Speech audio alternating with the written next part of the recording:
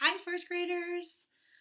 So I know that we are going to be apart for 2 weeks, and I'm really sad about that. I'm going to miss you guys a lot, but I want to take this opportunity to still read you guys a book every day if I can.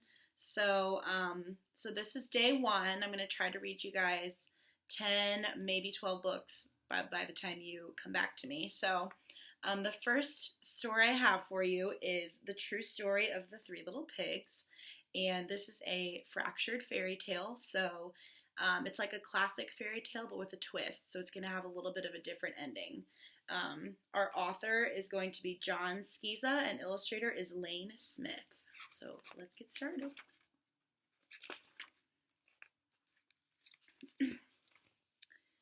I'm the wolf, Alexander T. Wolf. You can call me Al. I don't know how this whole big bad wolf thing got started, but it's all wrong. Maybe it's because of our diet. Hey, it's not my fault wolves eat cute little animals like bunnies and sheep and pigs. That's just the way we are. If cheeseburgers were cute, folks would probably think you were big and bad too. But like I was saying, the whole big bad wolf thing is all wrong. The real story is about a sneeze and a cup of sugar. This is the real story. Way back in Once Upon a Time, I was making a birthday cake for my dear old granny. I had a terrible sneezing cold and I ran out of sugar. So I walked down the street to ask my neighbor for a cup of sugar. Now, this neighbor was a pig, and he wasn't too bright either. He had built his whole house out of straw. Can you believe it? I mean, who in his right mind would build a house out of straw? So, of course, the minute I knocked on the door, it fell right in. I didn't want to just walk into someone else's house, so I called, little pig, are you in? No answer. I was just about to go home without the cup of sugar for my dear old granny's birthday cake. That's when my nose started to itch. I felt a sneeze coming on. Well, I huffed, and I snuffed, and I sneezed a great sneeze. And you know what? That whole darn straw house fell down. And right in the middle of the pile of straw was the first little pig, dead as a doornail. He had been home the whole time. It seemed like a shame to leave a perfectly good ham dinner lying there in the straw, so I ate it up.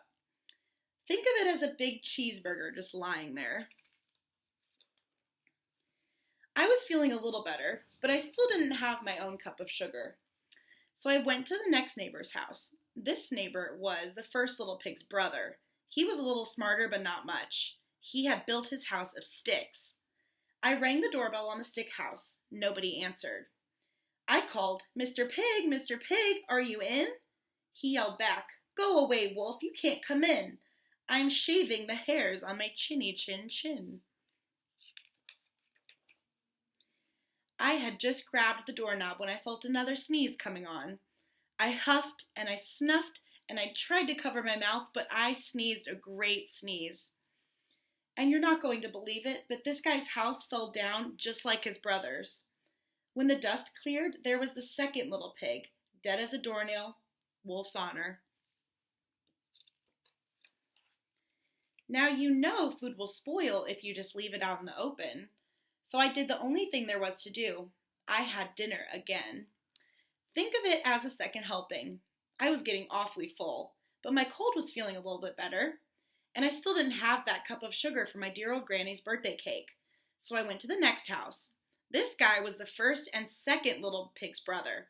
He must have been the brains of the family because he had built his house of bricks. I knocked on the brick house. No answer. I called, Mr. Pig, are you in? And do you know what that rude little porker answered? Get out of here, wolf. Don't bother me again. Talk about impolite. He probably had a whole sack full of sugar, and he wouldn't give me even one little cup for my dear, sweet old granny's birthday cake. What a pig. I was just about to go home and maybe make a nice birthday card instead of a cake when I felt my cold coming on. I huffed and I snuffed and I sneezed once again. Then the third little pig yelled, "And your old granny can sit on a pin." Now, I'm usually a pretty calm fellow, but when someone talks about my granny like that, I go a little crazy. When the cops drove up, of course I was trying to break down the pig's door, and the whole time I was huffing and puffing and sneezing and making a real scene. The rest, as they say, is history. The news reporters found out about the 2 pigs I had for dinner. They figured a sick guy going to borrow a cup of sugar didn't sound very exciting. So they jazzed up the story with all of that huff and puff and blow your house down, and they made me the big bad wolf. That's it. That's the real story. I was framed. But maybe you could loan me a cup of sugar. So whoever you're watching this with, I want you to talk about, do you think the big bad wolf was framed, or do you think he was guilty? So go ahead and talk about that, and I will see you guys for our next book tomorrow.